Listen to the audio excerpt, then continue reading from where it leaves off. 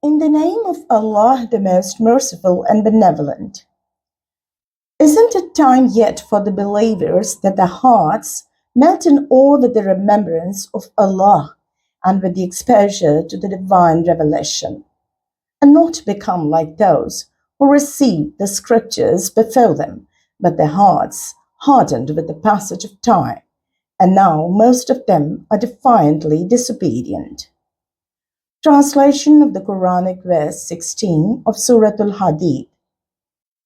Dear listeners, in this Quranic verse of Surat al-Hadeed, Allah is questioning the believers that isn't it time for you, that you who claim to have faith in Allah and are supposedly Muslims, that your hearts overwhelm with awe and melt with the impact of the truth revealed by Allah, the divine revelation, the priceless gift, the awesome book of law and wisdom given to us with love and care by our Creator, the Creator who loves us more than a mother, or rather more than many mothers put together.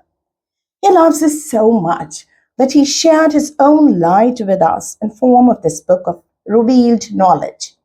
So isn't it yet time for you that you knelt down and accepted with the humility and gratitude of bowed heads and open arms the treasure you own without even tracking or hunting for it, without even probing and exploring it?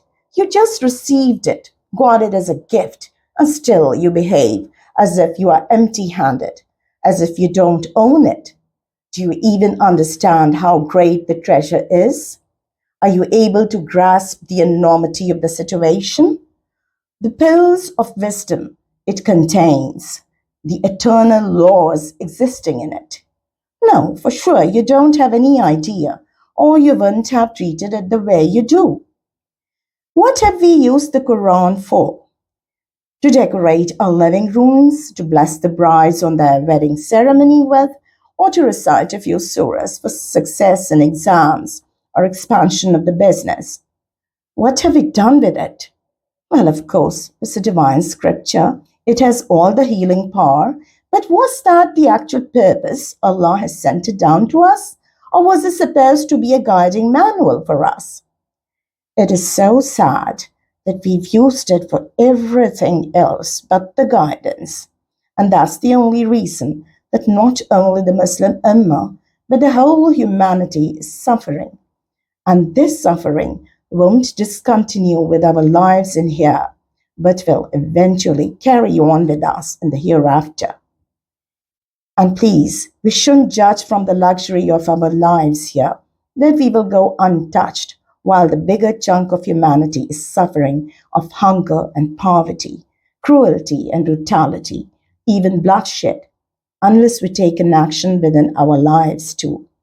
Back in the Prophet's time, sallallahu alaihi wasallam, they gave their whole lives for it, even got martyred, so that Allah's message reached us and millions of people reverted to Islam.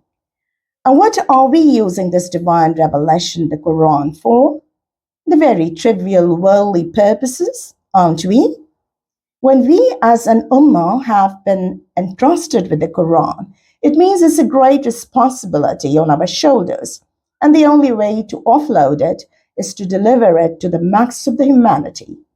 And the only reason that it's been revealed to us is to guide us in all walks of life, to make us mold our lives around it.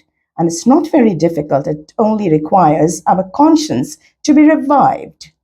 That's the reason why Allah is asking each and every Muslim this question, that after being aware of all kinds of atrocities and injustice around you, isn't the time ripe enough for you to act right now? How long are you going to take realizing that you are left with very little time? Each and every moment is taking you near your end, and you are still dilly-dallying. Do you have any idea how grave your situation is? Once you expired, your time of action will expire too, and then there won't be any time for you to repent. Your account of this life here will be closed.